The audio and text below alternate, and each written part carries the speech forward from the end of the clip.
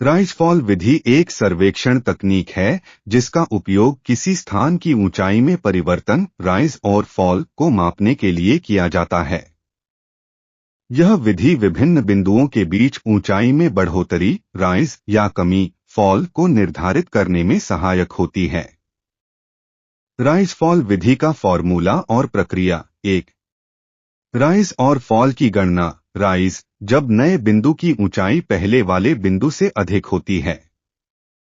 Rise बराबर पिछली reading minus वर्तमान रीडिंग। फॉल जब नए बिंदु की ऊंचाई पहले वाले बिंदु से कम होती है। फॉल बराबर वर्तमान रीडिंग माइनस पिछली रीडिंग। 2. नई ऊंचाई की गणना। Calculation of new height. Rise के लिए नई ऊंचाई बराबर पिछली ऊंचाई प्लस राइज। फॉल के लिए नई ऊंचाई बराबर पिछली ऊंचाई माइनस फॉल। राइज फॉल विधि की प्रक्रिया। बैकसाइट रीडिंग। बैकसाइट रीडिंग सर्वेक्षण का कार्य किसी ज्ञात ऊंचाई वाले बिंदु बेंचमार्क या BM से शुरू करें। बैकसाइट रीडिंग लें और इसे नोट करें। इंटरमीडिएट साइट रीडिंग जब बीच में कोई अन्य बिंदु मापना हो तो उसकी इंटरमीडिएट साइट रीडिंग लें। फॉरसाइट रीडिंग अंत में फॉरसाइट रीडिंग लें जो अंतिम बिंदु पर होती है। राइज और फॉल की गणना। पिछले बिंदु की रीडिंग से वर्तमान बिंदु की रीडिंग को घटाकर या जोड़कर राइज या फॉल की गणना करें। नई ऊंचाई की गणना। यदि राइज है तो पिछली ऊंचाई में राइज जोड़े।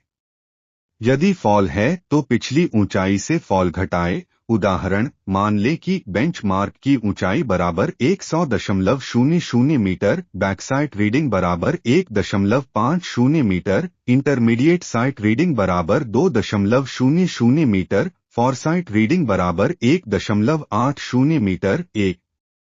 पहला राइज फॉल। राइज बराबर 1.50 माइनस 2.00 बराबर माइनस 0.50। फॉल नई ऊंचाई बराबर 100.00 माइनस 0.50 बराबर 99.50 मीटर। 2.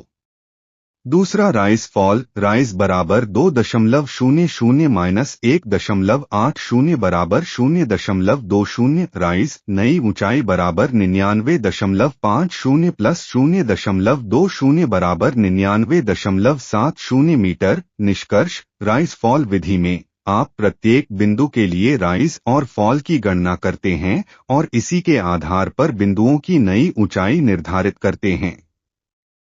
यह विधि विशेष रूप से तब उपयोगी होती है जब आपको कई बिंदुओं के बीच की ऊंचाई में अंतर को समझना होता है।